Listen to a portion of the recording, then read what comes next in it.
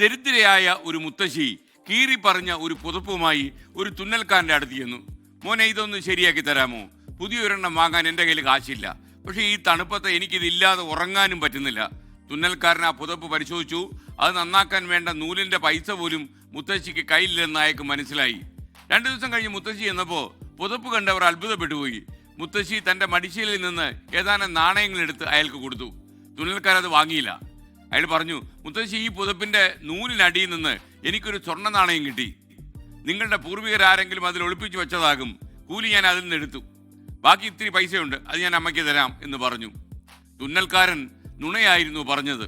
മുത്തശ്ശിയുടെ ആത്മാഭിമാനം മുറിപ്പെടുത്താതെ അവരെ സഹായിക്കുകയായിരുന്നു തുന്നൽക്കാരൻ ലക്ഷ്യം. അതിനാണ് ഈ ചെറിയ കള്ളത്തരം അദ്ദേഹം പറഞ്ഞത്.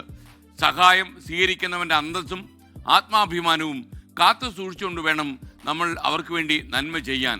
അതാണ് യഥാർത്ഥ മനുഷ്യത്വം എന്ന് തിരിച്ചറിയണം. സഹായം ചെയ്യുമ്പോൾ സഹജീവികളോടുള്ള ആദരവോടും കരുതലോടും കൂടി മാത്രമേ നമ്മളത് ചെയ്യാവൂ.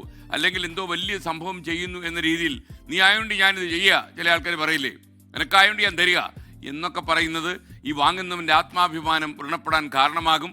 അതില്ലാതെ സഹായിക്കാൻ കഴിയുമോ എന്ന് വേണം നമ്മൾ ആലോചിക്കാൻ.